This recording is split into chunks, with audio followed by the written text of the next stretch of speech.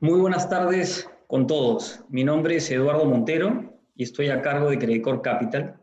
En nombre de todo mi equipo y toda nuestra organización, les quería dar la más cordial bienvenida a esta conferencia y agradecerles en particular su asistencia. En especial, quería darles la bienvenida a todos aquellos clientes, personas e instituciones que se han sumado a Credicor Capital en las últimas semanas, producto de la fusión con Ultraserfinco. A ellos y a todos nuestros clientes estamos muy agradecidos por la confianza que depositan con nosotros para poder ayudarlos, asesorarlos en el cumplimiento de sus objetivos, planes y proyectos de índole financiera. Estamos muy comprometidos con ello. Si bien pertenecemos a un grupo como Credicorp con una trayectoria en sus diferentes empresas de más de 130 años, Credicor Capital es una compañía, una organización relativamente joven. Hace 8 años nos propusimos la aspiración retadora de ser uno de los jugadores más importantes de la región en asesoría y servicios financieros. Hoy, después de 8 años, somos una organización de más de 1.800 personas que operamos en 5 países y en 10 ciudades y que hoy desplegamos 4 líneas de negocio a nivel regional, como son la banca de inversión o finanzas corporativas, asset management, mercado de capitales y gestión de patrimonios o banca privada. También en Colombia, y en particular en Colombia, tenemos una práctica importante en el segmento corporativo y además estamos en negocios fiduciarios a través de la fiduciaria de Credicor Capital. Estamos viviendo hoy momentos de grandes cambios, pero que también nos generan oportunidades muy importantes. Y como organización, no somos ajenos a los retos que hemos tenido hoy por delante. Por ejemplo, en nuestro caso, como organización, estamos operando hoy de manera completa, pero con el 95% de las personas trabajando desde su casa. Y en las últimas semanas, como mencioné anteriormente, hemos podido realizar de manera exitosa la fusión con Ultraserfinco, algo que en un contexto normal y natural hubiera sido impensable. Como organización, como Credicor Capital, estamos comprometidos con nuestros planes de inversión, siguen en curso, siguen avanzando con la finalidad de poder construir cada vez una propuesta de valor mejor, más robusta y más completa. Ahora los dejo con Luis Miguel González para que pueda presentarles a nuestros 3 panelistas de diversos sectores económicos que contarán sus experiencias y sus perspectivas de este contexto en particular. Muchísimas gracias. Adelante, Luis Miguel.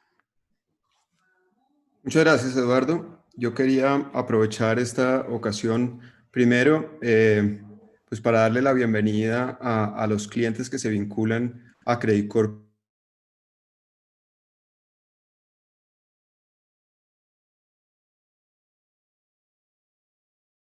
Estamos surtiendo cambios importantes y estamos seguros que en esos cambios importantes se presentan grandes oportunidades. Yo creo que pues acá para todos, pero en particular para los clientes que se vinculan a través de Ultraserfinco con Credicorp, pues vienen grandes oportunidades. Yo creo que el pertenecer ahora a tener un proveedor de servicios financieros que hace parte de uno de los holdings más importantes de la región, pues claramente son ganancias, pero esas ganancias no vienen solo para ellos, sino vienen para todos. Vienen para el equipo de Credicorp, vienen para los clientes que venían desde Credicorp y que hoy en día están sumando también un mayor alcance con este proceso de integración. Yo quisiera remontarme un poquito a cuáles fueron los pilares para realizar esta integración de Ultraserfinco con Credicor Capital. Básicamente, creemos que fueron 3 los grandes motivos. Uno, claramente vemos una oportunidad importante de poder proveer los servicios financieros de Credicorp a más clientes de banca privada y evidentemente Ultraserfinco venía trabajando con un posicionamiento muy importante con estos clientes, tienen un número de clientes relevantes, son el perfil de clientes que queremos tener y a través de esta adquisición pues dábamos un paso importante en crecer en ese segmento. Segundo, Credicorp venía teniendo una presencia mucho más relevante en la región central en Colombia y veníamos en un proceso de expansión en las distintas regiones. Ultraserfinco y en particular por su historia de Serfinco pues tenía una presencia en estas regiones muy importante, en particular en Medellín, donde Serfinco era un jugador local, pues que nos permite dar este paso de una manera bastante firme, bastante contundente, y sobre todo con un concepto que me parece a mí muy valioso, y es el de ser jugadores locales en estas regiones. Yo creo que de esta forma podemos no solamente proveer esos servicios que tenemos para nuestros clientes de la región, sino también adaptarlos y hacerlos tailor-made para las necesidades en cada región, que me parece muy relevante. Y por último, un tema que sonaba un poquito curioso, y es complementar la oferta de servicios de Credit Corp con uno de los componentes de Ultraserfinco, y es la oferta de valor offshore.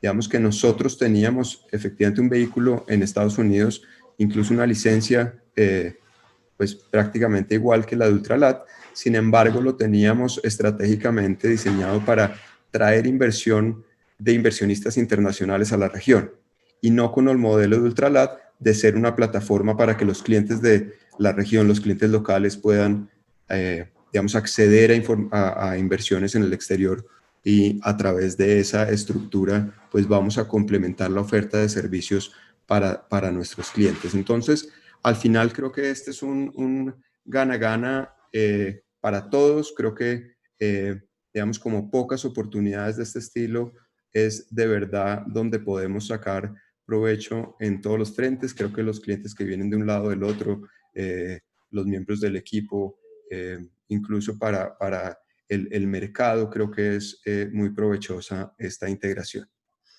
Y por último, quería hacer una referencia a que en este proceso, si bien nos estamos juntando Credit Corp y Ultraserfinco, si nos remontamos un poquito más atrás en la historia, resulta que hace unos 10 a 20 años los principales competidores en el mundo de servicios financieros, sobre todo, digamos, bursátiles en Colombia, pues eran 3 compañías independientes: Ultra, Serfinco y Correval. Hoy en día, esas 3 compañías somos Credit Corp Capital, y yo creo que el traer esa historia de esas 3 compañías, que eran tal vez las pocas y las que lideraron el proceso de estar enfocados siempre a clientes, y traerlos con el respaldo y con esa, digamos, capacidad de Credit Corp para unir estas 3 compañías que fueron tan relevantes en el mercado, en la historia, y traerlas a que hoy en día sean un jugador regional, con respaldo, con procesos robustos, con los mejores estándares. Pues me parece que es un hito importantísimo en la historia del mercado de capitales en Colombia, y me encanta haber podido ser parte de este proceso. Los invito pues a que sigan aprovechando estas grandes oportunidades que nos están trayendo estos cambios. Con esto le doy la palabra a Juan Pablo, que va a hacer la presentación de los panelistas, y muchas gracias. Muchas gracias, Luis Miguel.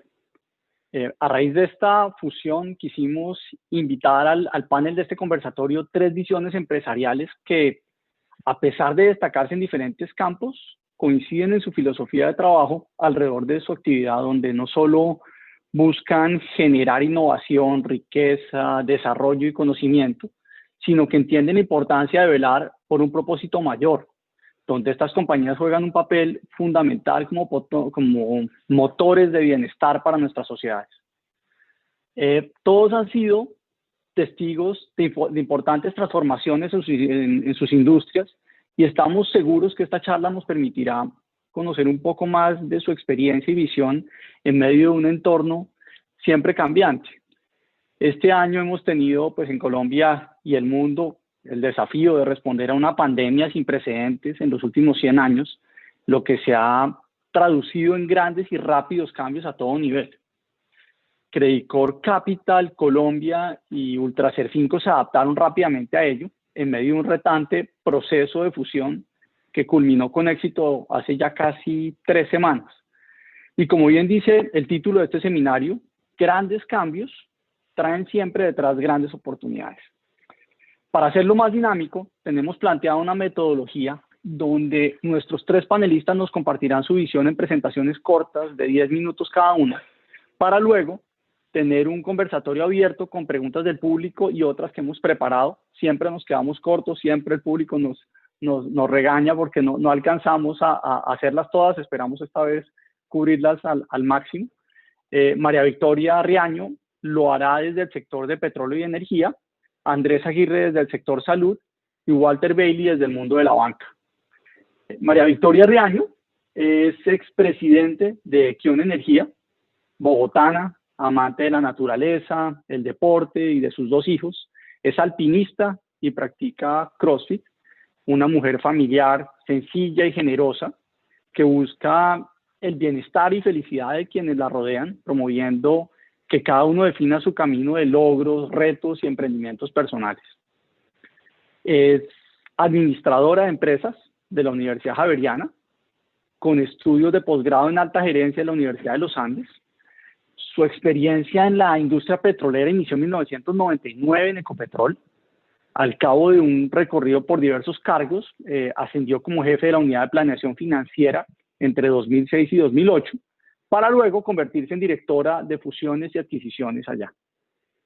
De esta posición lideró la estrategia de crecimiento orgánico de la estatal petrolera, incluyendo su ingreso a actividades exploratorias en el Golfo de México y de Brasil, así como las adquisiciones de Jocol, Petrotec, BP Colombia y la participación de Enbridge en Ocensa.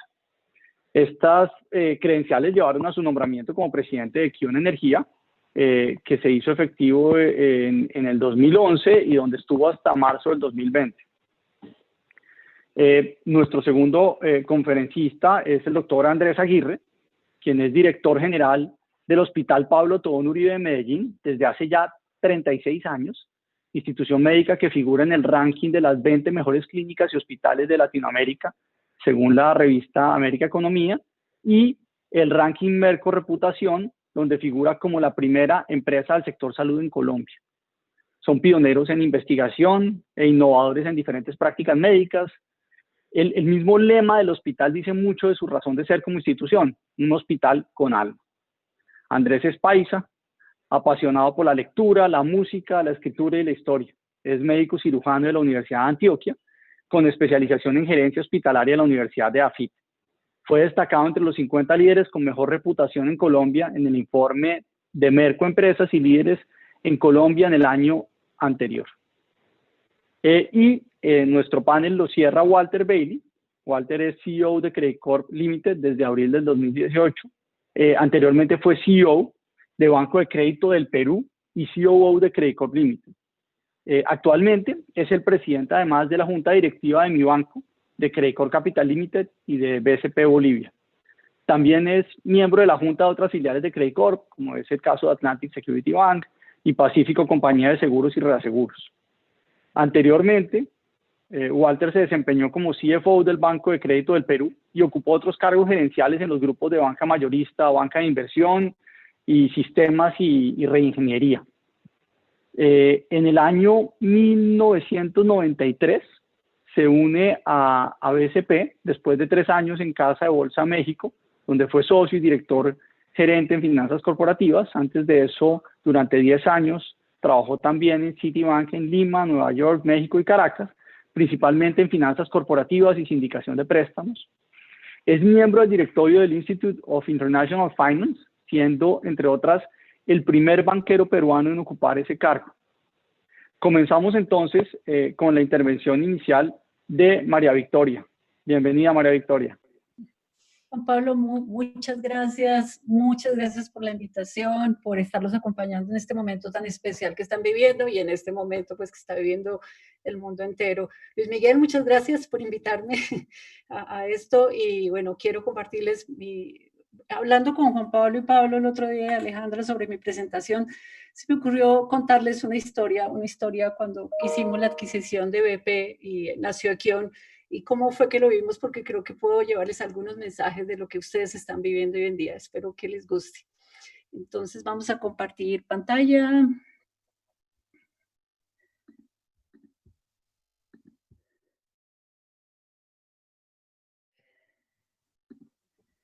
¿Están viendo la presentación? Para que me confirmen, por favor. Aún no, María Victoria. Oh, ya la tengo ahí. Espérate a ver qué pasa. Todavía no.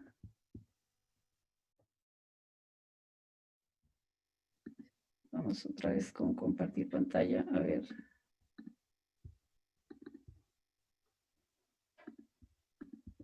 ¿Listo? ¿La ven? No, seguimos sin poderla ver. ¿Qué será? Estoy compartiendo pantalla.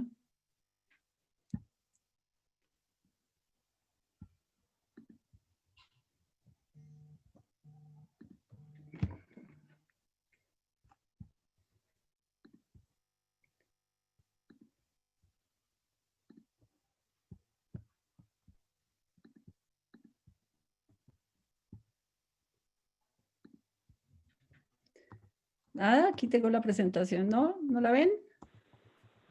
No nos la permite ver la producción. Pasará con este Zoom. A ver, volvamos a intentar. Compartir pantalla, si se deja.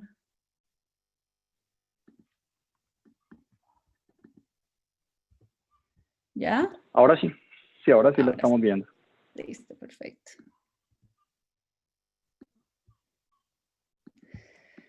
Bueno, entonces, como les decía, me quería conectar con ese momento de la adquisición que hicimos desde Ecopetrol. Mi último cargo en Ecopetrol en el año 2010 fue el de fusiones y adquisiciones. Y en ese momento, con todo el tema de Macondo, de BP en Estados Unidos, en el Golfo de México, pues hicimos la adquisición de British Petroleum Colombia por parte de Ecopetrol y Talisman. Entonces, en ese momento, me acuerdo de este momento de cuando llegamos a BP y llegamos con el nuevo nombre que era Equion Energía y qué significaba Equion Energía. Entonces, el BP no lo vendían como tal, por supuesto, el nombre, y la gente se sentía con ese corazón roto de cómo se me fue mi gran empleador, la multinacional, la gran empresa petrolera, y nos llegaba una empresa nueva llamada Equion, que era nueva en el mercado, nueva con su nombre en el mismo sector de hidrocarburos y demás. Entonces era ese cuestionamiento, ¿y a dónde vamos? ¿Y qué va a pasar? Y había como esa incertidumbre muy grande de dónde íbamos a llegar y si íbamos a ser capaces de continuar con el reto de explorar el Piedemonte Llanero, que es una zona en el Casanare bien complicada para los petroleros en términos de tecnológicos, profundidad de pozos y demás. Y así empezamos esto. ¿Y qué les puedo llevar yo de mensajes muy rápido en estos minutos que tengo de qué fue lo más importante para nosotros de esta transición? Lo primero, por supuesto, las personas, nuestro equipo de trabajo.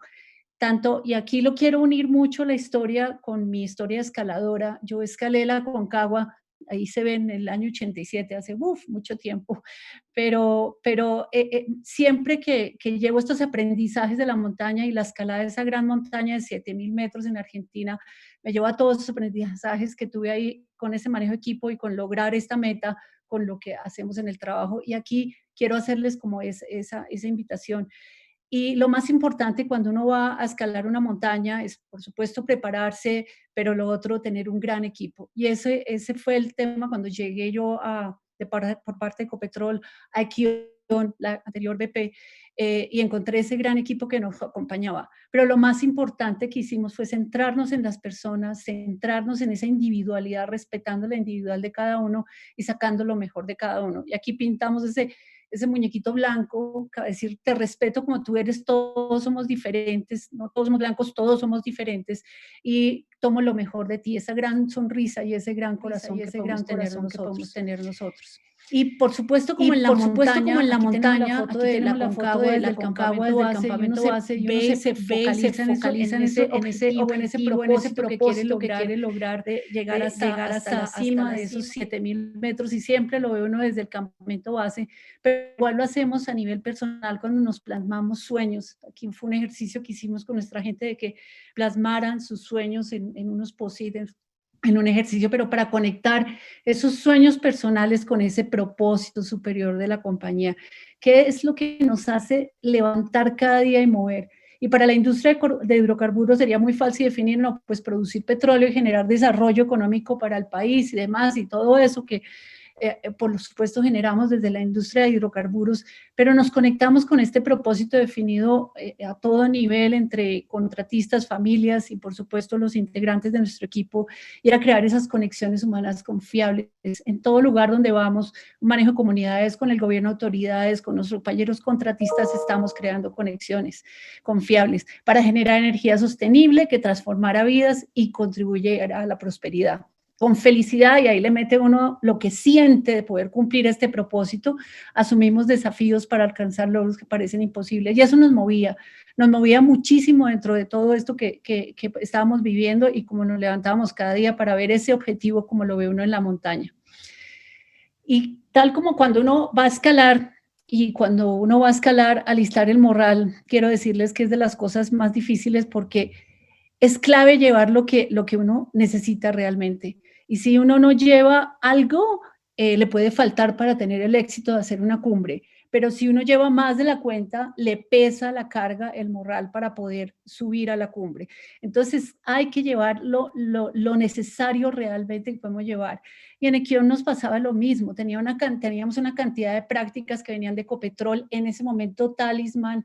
Hoy Repsol compró la participación de Talisman, pero en ese momento era una empresa canadiense, entonces eran los colombianos, los canadienses, y lo que teníamos de BP de los británicos, de una empresa multinacional. Pero teníamos que coger lo mejor de todas esas, era la oportunidad de coger lo mejor de todas esas que nos estaban aportando para iniciar esa acción que tenía grandes interrogantes en ese momento, y nos propusimos a cargar lo que deberíamos, a localizarlo más, a cargar esos procedimientos que nos iban a llevar al éxito a todos como equipo. Y nos focalizamos en el yo, y hay algo muy importante ahí, era el líder soy yo, ¿no? Cuando nosotros mencionamos el líder, muchas veces siempre señalamos al líder, al presidente, a los vicepresidentes, al gerente, siempre estamos señalando a otros, cuando finalmente el líder soy yo. El líder es cada persona que está, porque lo primero y lo más importante es liderarme a mí mismo desde el principio, conservar esa identidad y ser un líder consciente. Y voy a dar algunas de las características de ese líder consciente, pero lo más importante es la potencialidad que tenemos como personas. Y esto lo aprendimos al principio cuando estábamos en ese 2011 lleno de incertidumbre. De hecho, tuvimos una accidentalidad de uno de los operarios, muere en un accidente, temas de HCE, ese mundo petrolero mirándonos a ver si éramos capaces de sacar adelante la empresa y seguir siendo súper exitosos en la perforación de Piedemonte Llanero. Entonces veíamos cosas limitadas muchas veces, esta línea verde que está aquí, esta zona verde, que es los resultados predecibles. Yo sé que sé y yo sé que no sé, y a veces lo expreso muy claramente, pero hay un mundo infinito para lograr resultados de rompimiento extraordinarios que le decíamos breakthrough, que es lo que no sé y lo que no sé que no sé. Hay un mundo infinito que nos puede rodear a eso. Pero es clave poder acceder a ese mundo, y para poder acceder a ese mundo pues hay que estar abierto, hay que ser humilde, hay que ser curioso, hay que saber que no nos lo sabemos todas, hay que pedir retroalimentación, hay que saber preguntar, ser auténtico, y también reconocerme a mí mismo cada vez que tengo algún logro, pedir ayuda para poder acceder. Muchas veces nuestro conocimiento y experiencia y nuestros títulos a veces nos trancan, las limitaciones nos las ponemos nosotros mismos para poder acceder a ese mundo ilimitado que lo llamamos breakthrough. Y alguna de las características más importantes del líder consciente es ese de ser protagonista y no víctima. Y empieza desde el lenguaje y desde cómo nos enseñaron desde pequeñitos a cómo entregar la responsabilidad. Cuando llegamos a casa y algo pasa, nuestros hijos nos contestan, se rompió, se cayó, se en tercera persona. Igual pasa en las organizaciones. Nosotros hacíamos seguimientos a los proyectos y llegábamos y me decían, se atrasó el proyecto, se atrasó solito. Pero cuando el proyecto iba muy bien, entonces básicamente decíamos, pues no salió muy bien, asumíamos la responsabilidad. Y ese es el tema de asumir esa responsabilidad, ese ser protagonista de lo que estoy haciendo y manejar mucho el lenguaje. Eso nos ayudó muchísimo todo el tiempo. siempre, en vez de estar señalando, estar diciendo cómo puedo hacer yo mejor las cosas, por supuesto, con coherencia, con integridad, y aplicándole esa pasión y ese ejemplo de ser ese líder consciente. Y nosotros estamos hablando de ese propósito que nos ponemos como equipo, estamos hablando de ese yo como aporto a un equipo, y ahora vamos a hablar de ese nosotros como equipo. Y lo más claro en ese nosotros era definir una cultura además que también venía de muchos sitios canadienses, británicos y colombianos en ese instante, pero aquí les pongo unas características de esos comportamientos. La cultura de una organización se vive, se siente, es tangible. Cuando uno entra a alguna organización, la siente. Y es esas características de confianza, tanto interna como externa, que tenemos que generar a todo nivel, con clientes, con nuestros proveedores. Ese cuidado por los demás, la palabra más importante era cuidar para nosotros. Cuidar desde HC, de Health Security Environment, pero cuidar el bienestar de los demás. Y cuando uno cuida a los demás, llegan momentos de crisis que lo cuidan a uno y los grupos de interés lo van rodeando. Transparencia y comunicación auténtica, clave. Podría uno tomar miles de cursos y entrenamientos en términos de comunicación auténtica, de cómo puedo tener esas conversaciones, cómo puedo realmente comunicarme y escuchar sin secretos ni cosas que ocultar, y expresar mis sentimientos, expresar mis emociones, saberlas, expresar mi vulnerabilidad. Integridad, decir la verdad y negociar de forma justa cuando cumplo mis promesas. Igualitarismo, no hay sistema de clases, a todos se les trata con dignidad y respeto.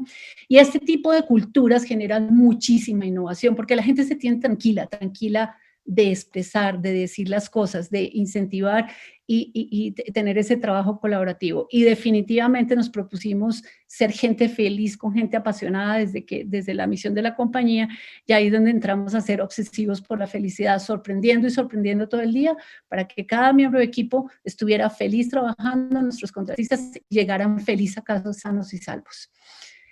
Y eso crea, al actuar desde el yo, desde ese líder consciente, desde esa cultura, de esas características conscientes, pues crea esos negocios conscientes. Y aquí está este símbolo que les pongo aquí, es el símbolo de capitalismo consciente, que básicamente dentro de todo esto que estamos viviendo nosotros debemos generar riqueza, pero creando valor para la sociedad y mirando los impactos que generamos.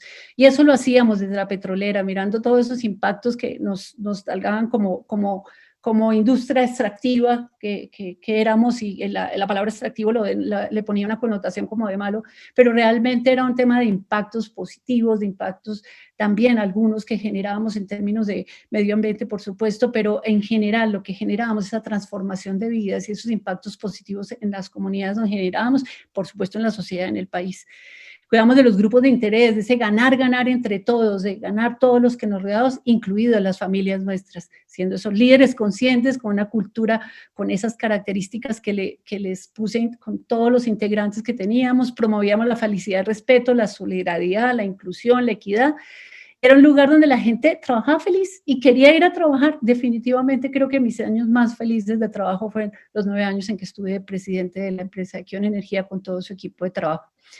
Y se me devolvió, y generamos resultados excepcionales. Definitivamente con esta forma de trabajo, nosotros empezamos un 2011 sin cumplir las metas y con accidentalidad y demás, para terminar en los últimos años, sin decirles más, 2018, 19, 20, definitivamente con resultados excepcionales, por encima de la producción que nos habíamos puesto, por encima de todos los indicadores de seguridad y financieros que nos habíamos propuesto, y lo más importante, con gente feliz, llegamos a tener los mejores puestos en el ranking de Great Place to Work, y ganarnos, por supuesto, una cantidad de reconocimientos por sostenibilidad y sellos, porque no solo era ser lo que hablábamos y parecer, sino que hablaran de nosotros y que verificáramos que todo lo que estábamos diciendo lo estábamos cumpliendo. Y así logramos definitivamente resultados excepcionales, de la misma forma que para la montaña se prepara uno, lleva el equipo se coordina con el equipo humano que va a escalar, nos cuidamos unos a otros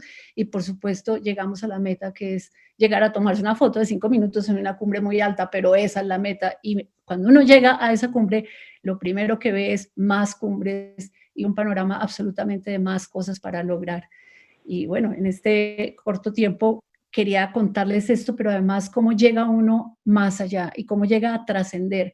A mí algo que aprendí en Equión, un día que le preguntamos a las familias, a los niños en alguna reunión de esas familiares, qué opinaban de que su papá o mamá trabajara en Equión, y era ver como una niña de 10 años, que fue la que escribió este escrito, que se los voy a leer, pronunciaba las mismas palabras que el líder de la compañía, en ese caso yo como CEO, estaba pronunciando y todos nosotros, pero es esa responsabilidad como líderes de a dónde llegamos, hasta dónde llegamos, y era hasta estas casas de una niña que escribía, que yo nunca piensa en ellos mismos, siempre busca lo mejor para los demás, pero también cada uno de ellos nos muestra valores que debemos utilizar en nuestra vida cotidiana. Para mi papá, que es parte de esa gran familia Kion, me ha enseñado el valor de la solidaridad, honestidad, respeto, amabilidad y muchos valores más, pero también nos logra enseñar que debemos ayudarnos todos juntos, porque juntos podemos que este mundo pueda ser un mundo mejor. Juntos somos más. Este era un lema que nosotros llevábamos y estas las palabras que usábamos en la compañía, y llegaban a estos niños, y niños de pequeñitos, de 3, de 6 años, nos pintaban corazones, nos pintaban gente cuidando, caritas felices, y logramos crear una familia de gente feliz con resultados excepcionales que le aportaba a su comunidad y al país excelentes dividendos y a sus accionistas. Y bueno, eso quería compartirles ya para después recibir las preguntas. Muchas gracias.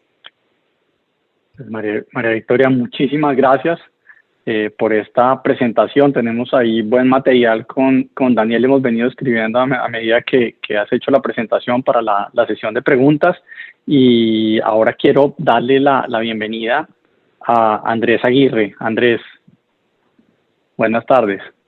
Muchas gracias, Juan Pablo, a Walter, a todos. Felicitaciones por lo que están haciendo. María Victoria, muy inspiradora. Yo voy a hacer algo parecido, pero voy a expresarles qué hay detrás de toda una vida que se puede proyectar de manera exitosa, y qué es lo que hacemos en el hospital sin hablar del hospital. Voy a hablarles a ustedes. Y si me dijeran que fui profesor, ¿qué quisiera que se quedara en su mente? Son estas 3 ideas: pensarse distinto, para sentir diferente, para actuar y transformar de manera diferente. Son esas 3 ideas. Y vamos a arrancar con la primera, pensarse diferente. Y uso la palabra pensarse, no pensar, porque son muy diferentes. Pensar es como el trinomio cuadrado perfecto, A más B al cuadrado, que es igual a al cuadrado, más 2AB, más B al cuadrado. Yo, por ejemplo, me lo sé con fiducias y CDT. Fiducia más CDT al cuadrado es igual a fiducia al cuadrado, más 2 veces fiducia CDT, más CDT al cuadrado. Me lo sé con almanaques, moras, peras, con lo que quieran. Y un día me puse a preguntarme, a mí, ¿para qué me ha transformado el trinomio? ¿Para qué me ha servido? Y lo único que me ha servido el trinomio es para mostrar lo que nos sirve. Y esa es la diferencia entre pensar y pensarse, porque pensarse es ver una verdad que nos transforma. Pero entonces quiero empezar de eso, pensarse y sentirse. Tengo que empezar por el sentir. ¿Por qué? Porque nosotros tenemos una vida que tiene en su base una vida afectiva. Todos giramos, Walter, alrededor de 6 emociones básicas, que son la tristeza, la alegría, el miedo, la ira, el asco y la sorpresa. Y desde el punto de vista biológico, lo que nos tiene aquí en el universo es el miedo. De esas 6 emociones, solo el miedo es la que nos permite estar aquí. Y la razón es muy simple. Examinemos el mundo, el hombre primitivo intentándose defender de un mundo hostil, pues la alegría y la tristeza de poco le servían. Si estaba muy alegre no había el peligro, y si estaba tristeza ni siquiera tenía, como diríamos aquí en Colombia, alientos para correr.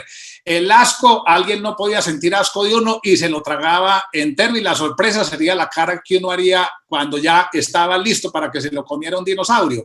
Y la ira mucho menos, andar cazando peleas en un universo donde había gente más fuerte, solo quedó el miedo. Y eso subyace, y cuando estamos hablando de oportunidades transformadoras resulta ser terrible, porque la mayoría lo tenemos. Y quiero entonces finalizar esta primera parte compartiendo este estudio que fue, espero que estén viendo mi pantalla, para que vean la importancia del miedo, y es fruto de una investigación de psicólogos especialmente dirigidos por uno que se llama Martin Seligman, PhD, y que se llama la indefensión aprendida. Fue hecho en perros y ya está replicado en humanos. Observen lo siguiente. Cogieron perros en laboratorio y les hacían lo siguiente. Los metían en una jaula, les emitían un sonido, unos segundos después una luz, les venía una descarga eléctrica y el perro sentía dolor. Eso lo repetían tantas veces que al final el perro, con solo sentir el sonido, pues ya sabemos lo que pensaba y lo que le iba a pasar. Pero los científicos le enseñan al perro a hacer algo que se llamó acción de protección, a que si una vez después del sonido, con una patica apretaban la palanca, no había descarga y no había, por lo tanto, dolor. Así que todos los perros, cuando escuchaban el sonido, apretaban inmediatamente la palanca. Pero los científicos hicieron un tercer cambio, y es que a veces hacían que la palanca funcionara y a veces hacían que la palanca no funcionara. Así que los perros, después del sonido, apretaban la palanca y a veces le iba la descarga. Lo sorprendente es que ¿qué terminaron haciendo todos los perros sin excepción? No volvieron a apretar la palanca. No la volvían a apretar. Bueno, un día de estos les enseño cómo los científicos aprendieron a conversar con los perros, porque lo que la mente de los perros ocurría era esto. Como yo no soy dueño de mi futuro, entonces me aguanto la frustración y no vuelvo a apretar la palanca y por lo tanto siempre tendré la oportunidad desafortunada de que me venga una descarga. Y por eso se llamó la indefensión aprendida. Estamos llenos de miedos que hacen que no tengamos oportunidades. Yo no escalé la Concagua, María Victoria, pero supongo que tuviste que vencer muchísimos miedos para poder estar allá. Entonces, entendiendo esto de esta vida afectiva, voy a lo segundo, porque recuerden, mi tríada, pensarse distinto para sentir diferente, para actuar diferente. Y puse porque esto de primero, porque a veces lo que nos sucede o frecuente sentimos de cierta manera y por lo tanto pensamos de esa manera y actuamos de otra manera. Y entonces los voy a invitar a pensarse distinto. Y en esta segunda parte quisiera decir dos cosas rápidamente. Aún en medio de una pandemia y de tristeza, yo recuerdo unos pequeños versos de Valle Inclán. Es la tristeza, divina herencia, corazón triste, buen corazón.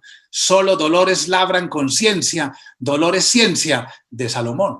Pensarse distinto. En una ocasión una persona estaba reparando una fachada de un edificio y se cayó y los compañeros fueron a auxiliarlo y le preguntaron, ¿le dolió mucho la caída? Y él dijo, no, la frenada. Lo que me dolió fue la frenada.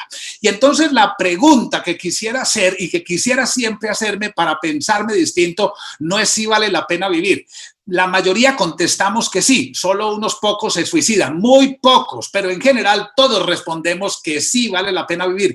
Pero la pregunta diferente, y más en este momento, es, ¿pero qué tipo de vida es la que vale la pena? Y entramos al mundo del valor, y ese mundo del valor es un mundo bellísimo, porque es un mundo pensado que nos lleva a sentir distinto. Todos los valores tienen un sentimiento aparejado. Lo que pasa es que no somos capaces de preferir bien. Piensen en esto, ¿qué es el odio? El odio es un asco intelectualizado. Entonces, al que piensa diferente, al que es de un color diferente, al que es de un país diferente, lo pensamos mal y por lo tanto sentimos mal. Odio es asco intelectualizado. Veamos la envidia. La envidia es una tristeza intelectualizada. Vemos que el otro eventualmente lo pensamos que tiene más que nosotros, que es más que nosotros, que tiene más poder y sentimos la tristeza de una pérdida y eso nos genera envidia. Por pensar mal, sentimos mal y por lo tanto actuamos mal. Vean un asco bellísimo, un asco todos o muchos, la mayoría frente a un olor fuerte, pues sentimos esa repulsión. Pero algunos aprendemos a comer quesos rancios. Sí, si usted se lo pone en la nariz a un niño, dice, ¡qué asco! Sí, y ahora resulta que eso ya es gourmet. Eso es un gourmet. Usted es gourmet porque come queso y lo pensó distinto. Entonces yo me invito aquí a pensarnos distintos, a hacer una vida mejor. Y esto va a lo tercero para ceñirme al tiempo. Pero ¿qué es lo que hay que pensar distinto? El futuro. El futuro. En antropología hay un hecho evidente, María Victoria. Tú te pusiste un futuro de la Concagua, volver a Kion.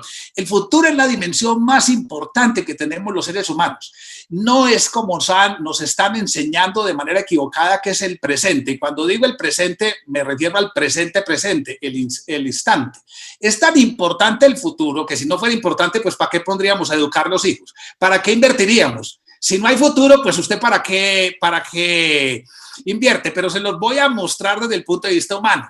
Sí, somos los únicos seres, y es tan importante el futuro, que tenemos afán. Y afán no es lo mismo que prisa, porque todos hemos visto a un perro correr, pero nunca lo hemos visto correr de afán, como quien dice, no me va a alcanzar el día para morder a tantos que tengo que morder, o una vaca rumiando de afán, ahí viene a roñarme y yo todavía sin terminar. Pero los seres humanos sí tenemos siempre esa noción de lo por venir, de lo que ha de venir, y por lo tanto nos afanamos porque sabemos que no tenemos todo el tiempo. Entonces, eso es lo que le da el poder transformador a la vida. Yo tengo un hijo psicólogo y me tocó estudiar psicología para poderme defender de él. Y hoy la pseudopsicología dice que no podemos tener tensiones. Error, error, error. Si la dimensión más importante del ser humano es el futuro, entonces vamos a cambiar la palabra. Todos tenemos pretensiones y toda pretensión debe llevar una tensión. Aquí lo que hay que examinar es si la tensión vale la pena, si esa fatiga por la que yo estoy pasando vale la pena, porque no podemos confundir la felicidad con euforia. Y sentir esa conexión entre eso que pensamos distinto, sentimos y hacemos distintos, cambiaría el mundo. Voy a terminar con esta metáfora porque me gusta mucho. Estoy frente a una empresa financiera muy abstracta, pero quisiera llevarme otra vez a través de nuestra imaginación a la Edad Media, cuando el método de producción era artesanal. Y es muy bello porque entonces había un conocimiento que era el arte, que tenía una persona que era el artesano y que se traducía en un artefacto. Sí, por lo tanto había una clara conexión entre lo que se sabía, era y hacía. Lo voy a poner muy sencillo, espero. El arte de la panadería, que la tenía un panadero que hacía pan. Y siempre hago la pregunta, ¿y cuándo creemos todos que terminaba el turno del panadero? Respuesta, solo cuando terminaba el pan. Y sabía de pan. Y cuando el pan le salía mal, él se preguntaba, ¿algo hice mal yo o algo está mal en los ingredientes? Eso es lo que tenemos que volver a recuperar. María Victoria, casi que usan la misma expresión, eso de se infectó el paciente, se murió, se complicó. No, se nos murió, se nos complicó y nos tenemos que sentir conectados con la realidad, porque tenemos una capacidad transformadora, pensando distinto, que fue lo que vio Moisés cuando narró en su pensamiento la tierra prometida. Por favor, es una metáfora, es una metáfora. Yo siempre digo en el hospital, no hay tierra prometida sin desierto. Lo importante es saber por qué hay que atravesar el desierto y podemos crear tierras prometidas, mundos más humanos. Eso es lo que hacemos en el hospital. Eso es lo que ha hecho del hospital lo que es hoy, una institución capaz de transformar, de hacer que una persona que llega con una enfermedad que es una desgracia, convertirla en un momento de gracia, en un momento mágico. Así se nos mueran, porque se puede uno vivir y puede morir humana o inhumanamente. Y nosotros queremos transformar esas vidas humanas, vidas con las que nos sentimos conectados. Una atención que vale la pena. Entonces termino con un verso, porque los poetas los alman a uno de estos eventos. Uno dice, ¿y yo qué voy a decir? Entonces uno siempre se trae un poeta, un pensador, lo salva uno, ¿cierto? Uno simplemente se lo aprende de memoria y uno queda súper bien, pero en el fondo el mérito es de otro. María Victoria, el mérito siempre es del equipo. Aquí voy a poner un poeta argentino que se llama Francisco Luis Bernardés. Cada que puedo y cada que la gente llega al hospital se lo recito en su primer día, cuando hago una reflexión de esto, pensarnos distinto para sentir distintos y actuar distintos y entender el sentido de la fatiga. Y dice Francisco Luis Bernardés en un poema bellísimo que él tituló Soneto: si para recobrar lo recobrado debí perder primero lo perdido, si para conseguir lo conseguido tuve que soportar lo soportado, si para estar ahora enamorado fue menester haber estado herido, tengo por bien sufrido lo sufrido, tengo por bien llorado lo llorado, porque después de todo he comprobado que no se goza bien de lo gozado, sino después de haberlo padecido, porque después de todo he comprendido que lo que el árbol tiene de florido vive de lo que tiene sepultado. Espero que todos estemos dispuestos a asumir el reto de pensarnos distinto, para sentir distinto y para actuar y transformar a este mundo para hacerlo un mundo mejor. Muchísimas gracias y felicitaciones. Andrés, muchísimas gracias. Daniel, espero que haya tomado nota, ¿no? Ahora para las preguntas. tenemos bastante tema. Seguimos entonces con Walter. Walter, bienvenido. Muchas gracias por aceptar esta invitación. No, muchas gracias a ustedes, Juan Pablo, Luis Miguel, por la invitación, pero me han puesto en un lugar complicado de hablarles por unos 10 minutos después de dos conversaciones o charlas tan inspiradoras. La mía es un poco más mundana. Lo que quería contarles es cómo hemos vivido nosotros, cómo nos hemos adaptado a esta crisis en la que estamos viviendo. Credicorp, que no es tan conocida en Colombia, pues en el Perú es una institución absolutamente esencial para el funcionamiento día a día de la economía. Es un banco, es el banco más grande, es la compañía de seguros más importante, es la AFP número 1 o 2, en fin, somos una parte integral de todo el tejido económico del país y definitivamente el que nuestras instituciones no funcionen sería grave para el país y nos pone una responsabilidad muy grande. Cuando empezó la crisis, creo que adecuadamente nos enfocamos primero en nuestros colaboradores internos y relativamente rápido sí les dimos suficiente información como para que ellos y sus familias aprendieran a cuidarse, qué cosa tenían que hacer, qué cosa no tenían que hacer. El siguiente punto sumamente relevante es esto de la continuidad operativa.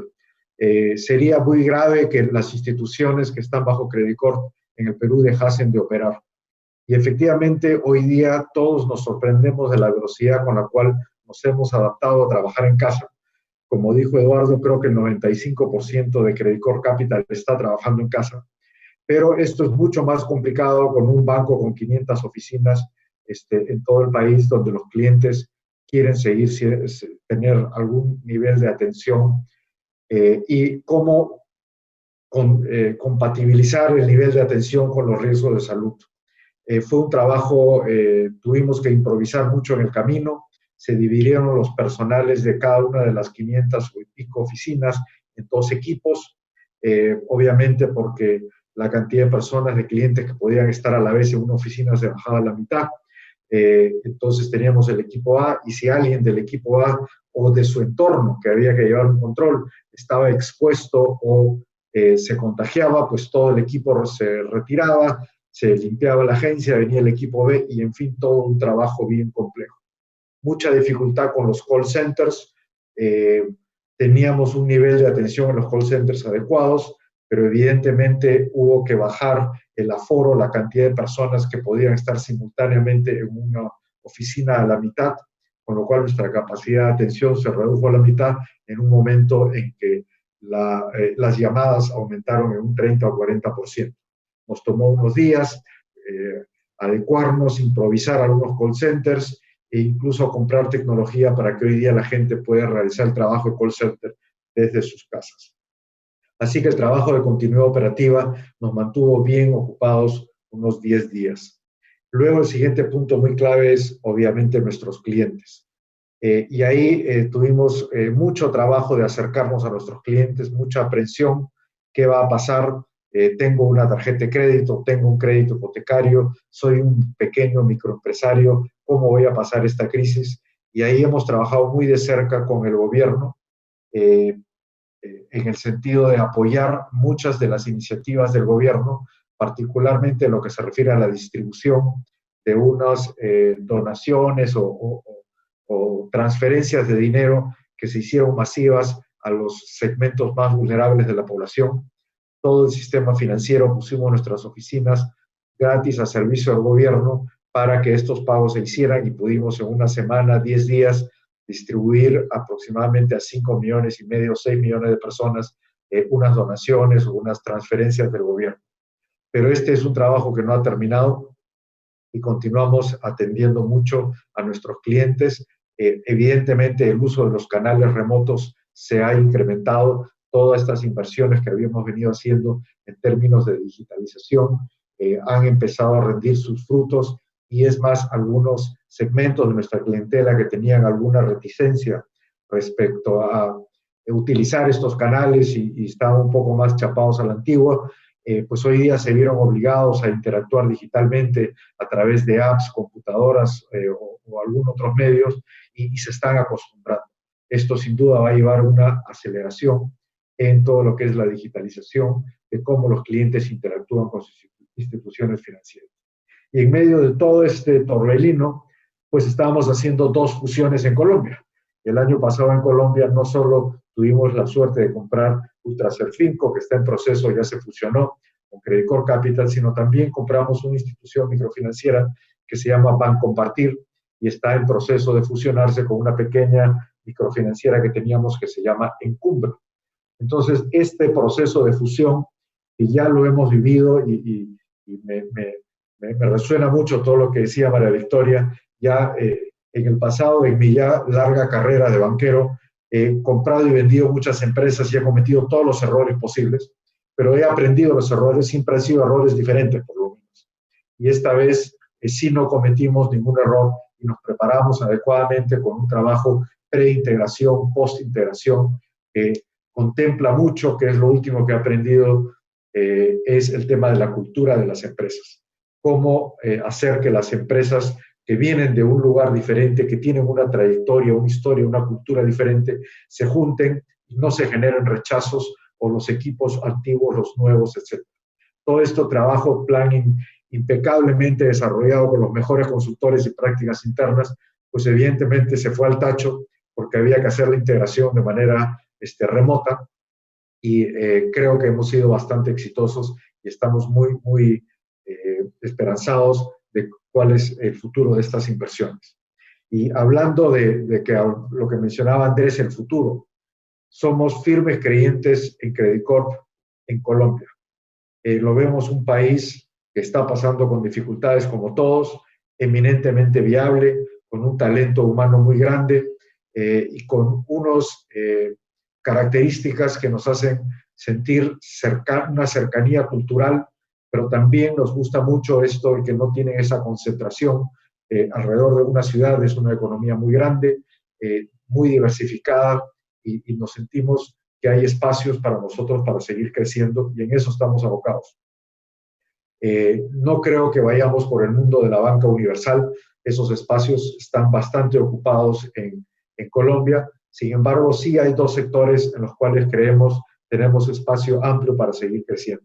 En el mundo de gestión de activos, en el mundo de gestión de patrimonios o banca privada, en el mundo de banca de inversión y por otro lado en el mundo de microfinanzas.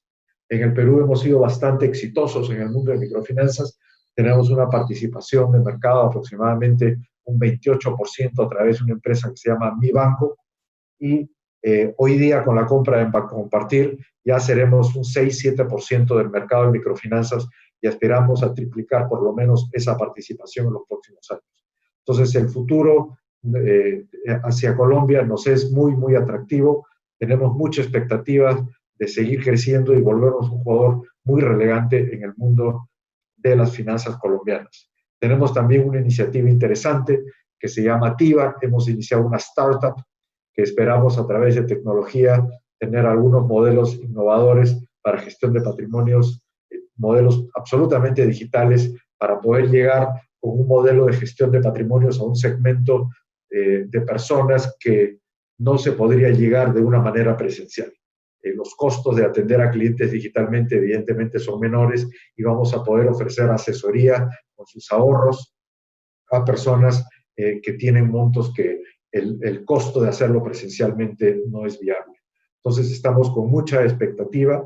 Credit Corp ha puesto el ojo y una estrategia muy clara de lo que queremos hacer en Colombia y estamos muy entusiasmados con lo que vemos hacia el futuro.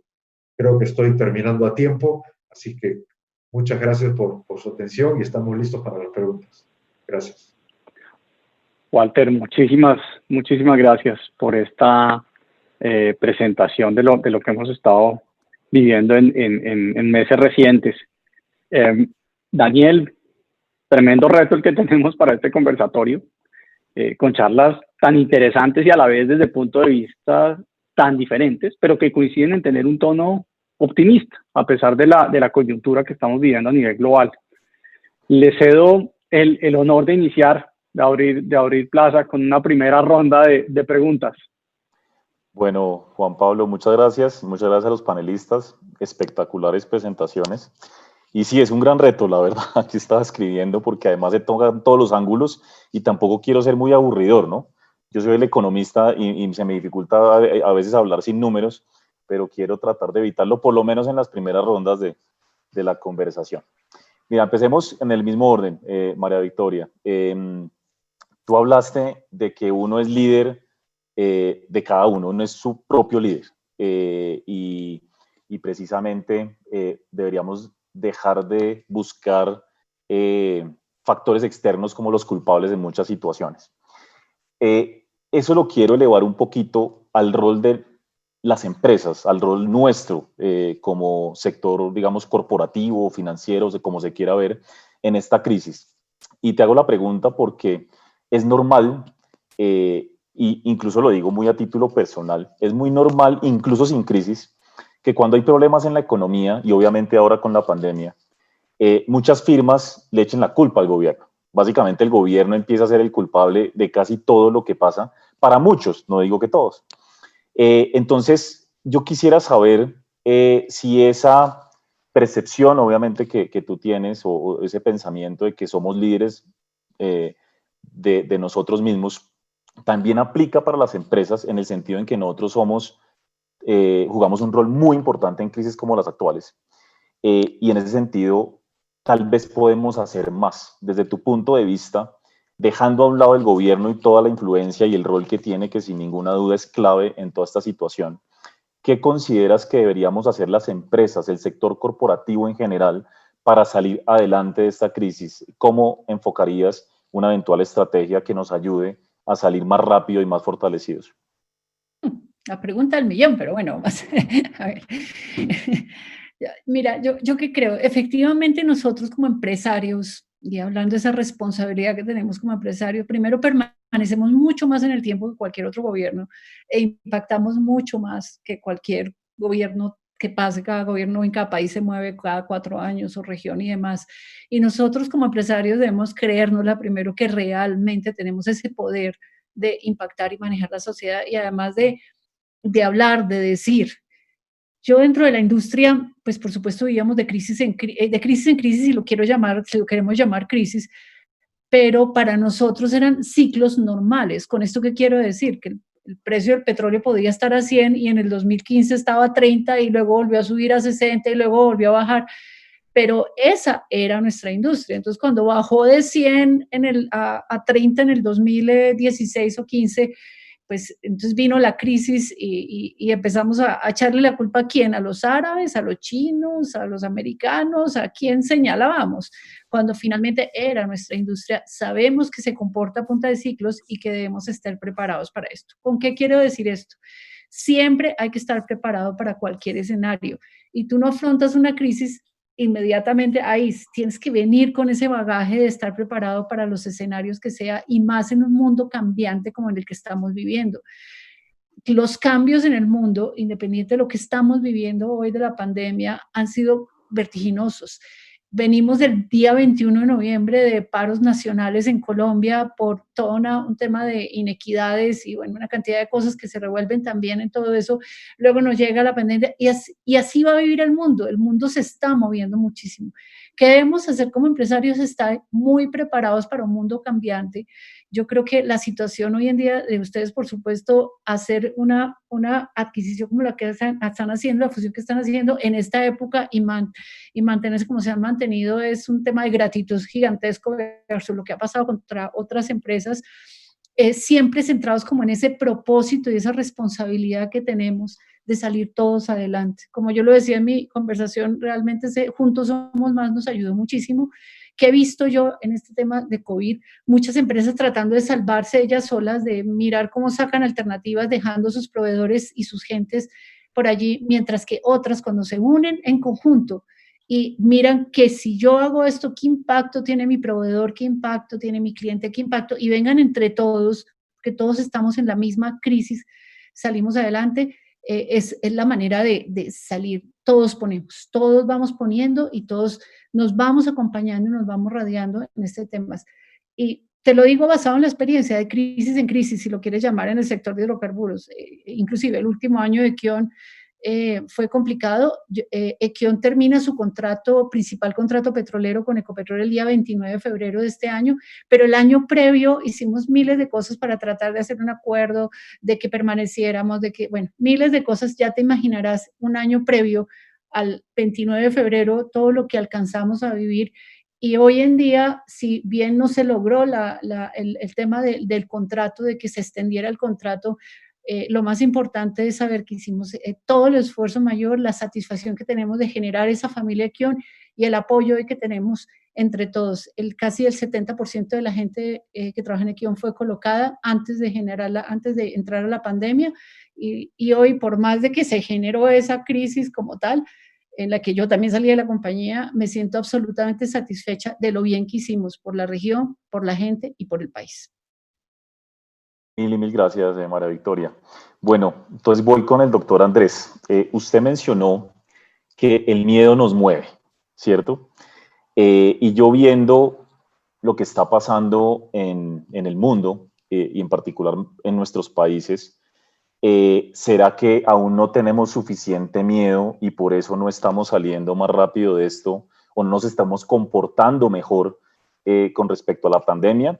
Inclusive cuando usted hablaba de eso, me acordaba de los días sin IVA en Colombia. ¿Cuál miedo?